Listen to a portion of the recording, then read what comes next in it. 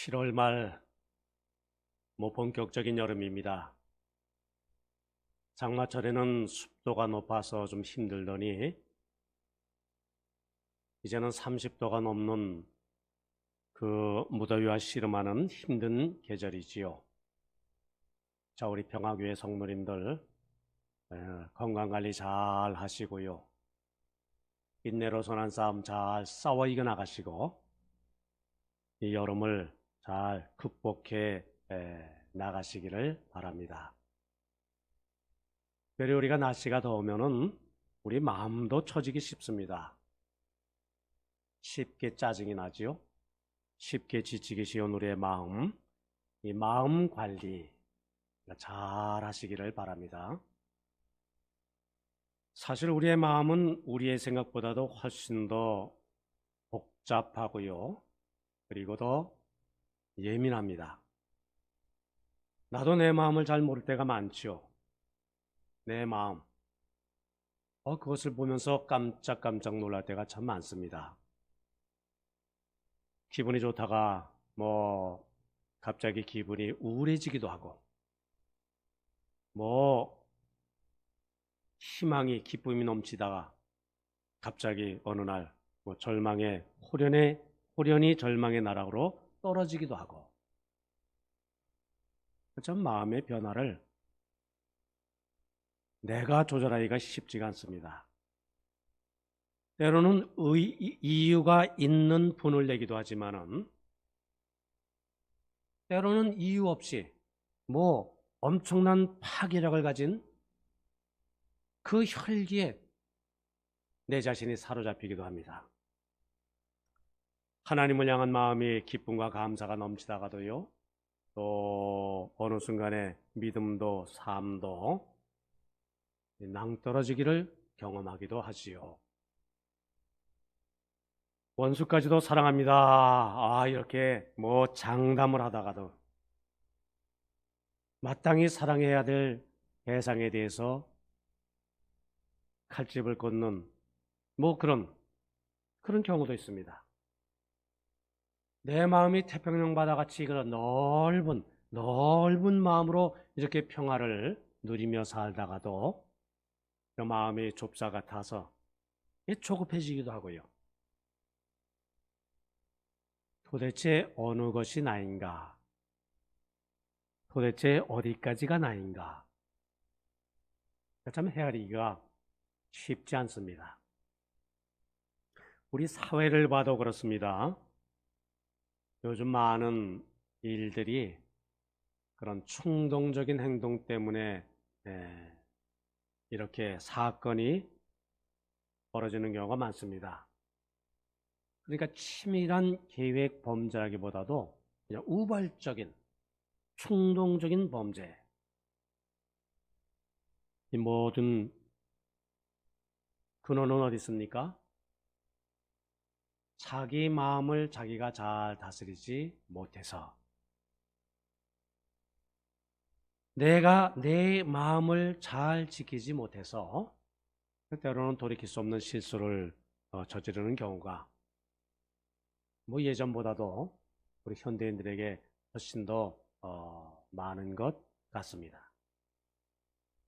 자, 그러므로 우리가 내 마음을 지키고 다스리는 그 훈련, 그 연습 참 중요하지요.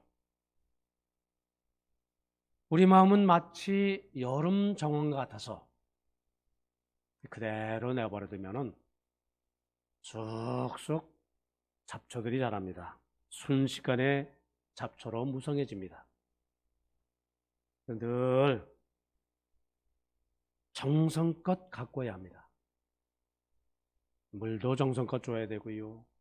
때로 비료도 뿌려줘야 되고요. 또 풀베기도 잘 해줘야 되고요. 흙도 푹도 다 주고 잡초도 제거해주고 정성이 필요합니다. 내 마음을 가꾸는 정성 훈련 연습. 자, 이런 부지런을 떨어야 우리가 아름다운 마음의 정원을 유지할 수 있는 법이지요. 오늘 봉독한 말씀 잠언서 4장 23절 말씀 보니까 모든 지킬 만한 것 중에 더욱 내 마음을 지키라. 생명의 근원이 이에서 남이라. 참 중요한 말씀을 하고 있습니다.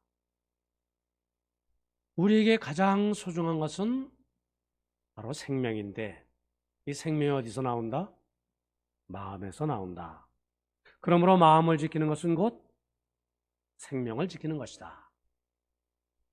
자, 그리고 내 마음은 내 생각, 내 의식만이 거하는 곳이 아니지요.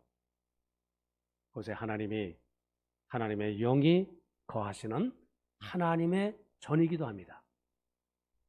그래서 내가 내 마음을 바로 지키면은 그것은 바로 내 신앙을 바로 지키는 바로 그 일이 되는 줄 믿습니다.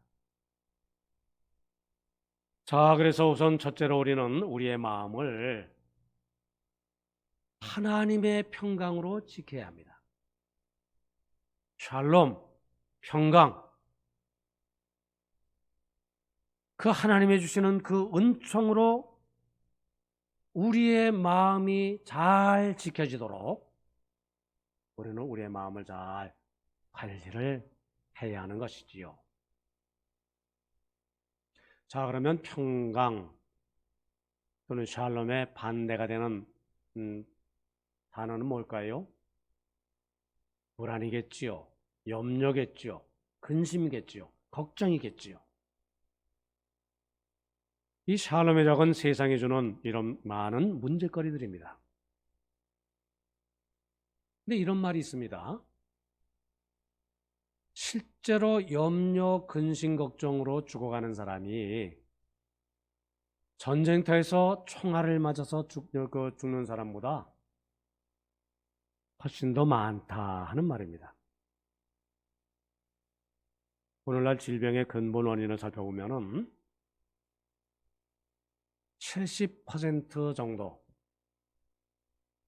자기 마음속에서 알지 못하는 염려, 근심 때문에 그 병이 드러나게 된다. 그걸 뭐라고 그러지요? 스트레스, 뭐 그렇게 일반적으로 말하지 않습니까? 그건 의학 보고입니다. 병의 근원의 많은 부분은 뭐다? 근심, 걱정 때문에. 또 마귀는 끊임없이 사람의 마음속에, 우리 마음속에 염려, 근심이라는 독침을 놓아서 우리를 병들게 하고 우리를 결국 멸망에 빠지게 만드는 영입니다. 잠언서 17장 22절 말씀 보면은 마음의 즐거움은 양약이라도 심정의 근심은 뼈를 마르게 하느니라. 그렇게 말씀하고 있지요. 근심, 이건 무서운 병입니다. 근심, 우리로 하여금 식욕을 잃게 만들고요. 심장을 벌렁벌렁 이렇게 뛰게 만들고요. 근심하는 남편과 사는 아내는 마음이 편할 날이 없지요. 근심 걱정에 쌓여 염려가 많은 주부, 결코 평화로운 가정을 세워나갈 수가 없습니다. 근심병 들면은 이 가정의 행복이 모두 날아가 버리고 말지요. 예수님은 그래서 거듭거듭 염려하지 말라 이렇게 말씀하시지요. 마태복음 6장 25절 말씀, 뭐 우리가 잘 아는 말씀 아닙니까? 목숨을 위하여 또 무엇을 먹을까, 무엇을 마실까, 몸을 위하여 무엇을 입을까 염려하지 말라. 또 요한복음 14장 1절 이하의 말씀 보면은 너희는 마음에 근심하지 말라. 하나님을 믿으니 또 나를 믿으라. 주님 말씀하십니다. 우리가 이 세상 염려하지 말고 담대히 살 수 있는 비결, 그것은 다른 곳에 있는 것 아닙니다. 우리 하나님 아버지를 내 마음의 중심에 믿음으로 모시고 사는 일이지요. 그러니까 하나님께 나의 모든 것을 맡기며 사는 생활입니다. 빌립보서 4장 6절을 말씀하고 있습니다. 아무것도 염려하지 말고 오직 모든 일에 기도와 간구로 너희 구할 것을 감사함으로 하나님께 아뢰라. 그리하면 모든 지각에 뛰어난 그리스도의 평강이 너희의 마음과 모든 지각에 뛰어난 하나님의 평강이 그리스도 예수 안에서 너희의 마음과 생각을 지키시리라 말씀하고 있죠. 기도로 우리가 우리의 인생을 하나님께 맡길 때 하늘로서 내리는 그 평강으로 샬롬으로 우리의 마음을 채워주신다 하는 약속의 말씀이지요. 이런 일화가 있습니다. 황제가 국사로 인해서 밤잠을 자지를 못합니다. 그 옆에서 충성스러운 신하가 이제 이렇게 말을 건넵니다. 황제 폐하, 폐하께서 이 세상에 태어나시기 전에 이 세상 누가 다스렸습니까? 물론 하나님께서 다스리셨지. 앞으로는 이 세상 어느 분이 다스리겠습니까? 물론 하나님께서 다스리시겠지. 지금은 어떻습니까? 물론 지금도 하나님께서 다스리시지. 자, 그런데 하나님께서 그 다스리시는 일 중에 혹시 믿지 못할 일이라도 있을까요? 그런 일은 있을 수가 없지. 야, 자, 그러시다면 실수 없으신 하나님께 모든 것을 맡기시고 폐하께서 이제 침실로 가셔서 평안히 주무시는 것이 어떻겠습니까? 참 재미있는 이야기지요. 자, 오늘 우리가 예수 그리스도를 믿음으로 받는 복 중에 복, 우리의 염려, 근심, 걱정을 주님께 맡길 수 있다고 하는 것. 우리는 우리의 마음속에 있는 이 근심, 걱정을 예수 그리스도의 이름으로 물리쳐야 합니다. 십자가 그늘 밑에 다 내려놓아야 합니다. 주님께서 우리의 삶을 주관하도록 내 자신을 맡겨드려야 합니다. 그럴 때 하나님 주시는 그 평강, 그 샬롬이 나의 삶, 나의 심령, 나의 마음을 주관하셔서 세상을 이겨나가도록 나를 다스릴 줄 믿습니다. 둘째, 우리의 마음 신령한 생각으로 지켜야 합니다. 자, 사람은 그가 무슨 생각을 품느냐에 따라서 그의 인격이 결정되지요. 그가 내 마음속에 내가 육신의 생각을 하게 되면은 육신의 일에만 관심을 갖습니다. 세상 일에만 관심을 갖습니다. 결국 그것은 세상 사는 데까지만 필요하지요. 잘못하면 그것은 우리를 멸망으로 인도를 합니다.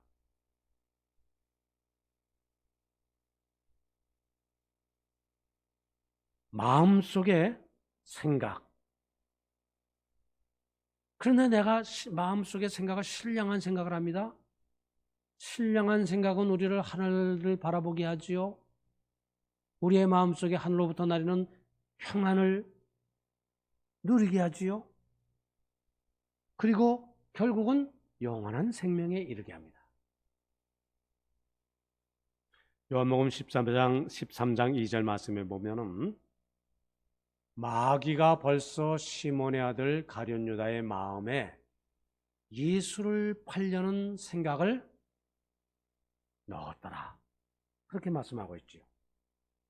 가룟 유다 스승인 예수님을 돈 몇 푼에 판 그런 제자가 아닙니까? 배신자의 대명사. 자, 그런데 그 행동에 앞서서 마음이 먼저였습니다. 마음의 생각이 있었고요. 그 생각에 행동을 낳았고요. 그러므로 우리는 마음을 지키는 일에 힘을 써야 합니다. 마귀의 역사도 성령의 역사도 다 우리의 마음을 통해서 일어납니다. 우리의 마음속에 마귀는 끊임없이 악한 생각, 추한 생각, 지나친 욕심 이것을 넣으려고 합니다. 마음의 악한 생각을 품면은 가룟 유다처럼 죄를 짓고 결국은 멸망을 하게 됐지요. 우리가 때로 마음속에 고약한 생각이 스며들 때가 있어요. 그러나 그럴 때 빨리 그 생각을 떨쳐버리기에 우리가 힘써야 합니다. 에베소서 4장 26절 말씀 보면은 분을 내어도 죄를 짓지 말고 해가 지도록 분을 품지 말고 마귀에게 틈을 주지 말라 이렇게 말씀합니다. 우리가 살다 보면은요 정말 미운 생각 그런 생각 들 때가 있어요. 잠시 그렇게 나를 찾아올 때가 있습니다. 근데 어떻게 하라고요? 해가 지도록 그 생각을 품지는 말아라 이렇게 성경은 우리에게 권면하고 있지요. 우리가 살다 보면은 욕심도 그렇게 생길 수가 있어요. 어떻게 하라고요? 그걸 오래 품지를 말아라 이렇게 권면하고 있죠. 이런 말이 있습니다. 공중에 나는 새, 그 새의 그림자는 우리가 막을 길이 없다. 그러나 그 새가 내 머리로 날다가 내 머리에 앉아서 둥지를 틀지 못하게 막을 수는 있다. 둥지를 만들고 알을 낳고 그 알이 부화하면은 그 책임은 나에게 있다. 우리가 악한 생각, 추한 생각 이거 품지 말아야 합니다. 잠시 떠오를 수는 있습니다. 스쳐 지나갈 수는 있습니다. 우리도 부족하기 때문에 나약하기 때문에 그런 생각에 때로는 잠시 사로잡힐 수도 있어요. 그러나 어떻게 하라고요? 그걸 품지는 말아라. 마음속에 악한 생각을 품으면은 결국 악한 인격자가 되어서 망할 수밖에 없지요. 선한 생각, 선한 행동을 낳고요. 선한 인격자가 되게 만듭니다. 무릇 지킬 만한 것보다 내 마음을 지키라. 참 중요한 말씀입니다. 예수님은 우리의 마음을 밭으로 비유하는 말씀을 여러 번 반복해서 그렇게 말씀하셨어요.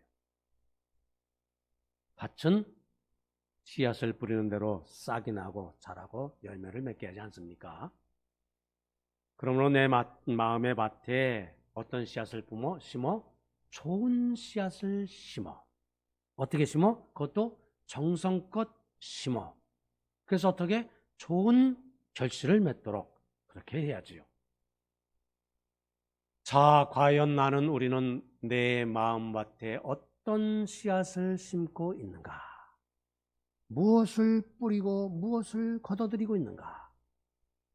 신령한 생각, 선한 생각을 뿌려서 신령한 열매, 선한 열매를 거둬들이시는 우리 성도님들 다 계시기를 바랍니다. 셋째, 무릇 지킬 만한 것보다 우리 마음, 양심을 지켜야 합니다. 양심. 디모데전서 1장 19절 말씀 보면은 믿음과 착한 양심을 가지라. 어떤 이들은 이 양심을 버렸고 그 믿음에 관하여는 파선하였느니라. 그렇게 말씀하고 있습니다. 양심을 버리면 어떻게 된다고요? 믿음의 배가 파손된다고 말씀하고 있습니다. 깨어집니다. 양심은 우리의 마음속에 들리는 하나님의 음성입니다. 양심은 영혼의 지성소다. 어떤 분은 심지어 그렇게까지도 말합니다. 양심은 우리의 마음의 등불이지요. 우리가 양심을 버리면은 그래서 우리의 심령이 어두워지고요. 그래서 분별력을 잃게 되고요. 그 사람이 동물처럼 그렇게 변하게 됩니다. 나를 나답게 사람답게 지켜나갈 수 있는 힘, 그 힘이 거하는 처소, 그것으로서의 양심, 중요하지요. 우리 개인이나 국가, 사회, 민족도 다 마찬가지입니다. 그 역사의 생명은 바른 양심. 사람의 양심 이렇게 저버리게 되면은 죄 가운데 빠지게 되고요. 한 사회, 그러니까 국가, 민족, 사회가 양심을 잃으면은 도덕과 윤리가 무너지고요. 그래서 한 나라는 외적이 밖에서 군대가 쳐들어와서 나라가 망하는 것이 아니라 안에 도덕, 윤리가 무너짐으로 말미암아 그 나라가 무너지게 된다. 그 역사학자들이 일반적으로 말하는 그러한 역사의 법칙이고요.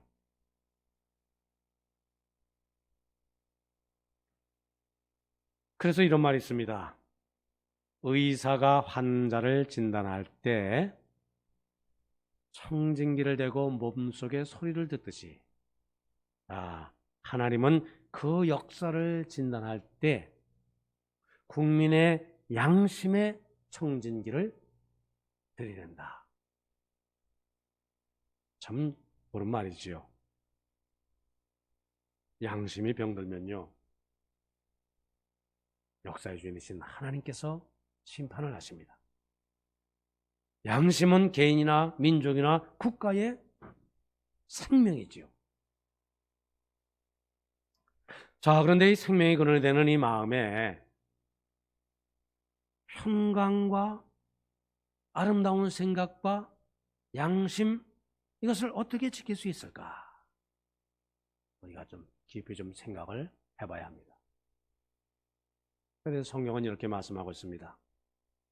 그 마음, 믿음으로 지키면 된다.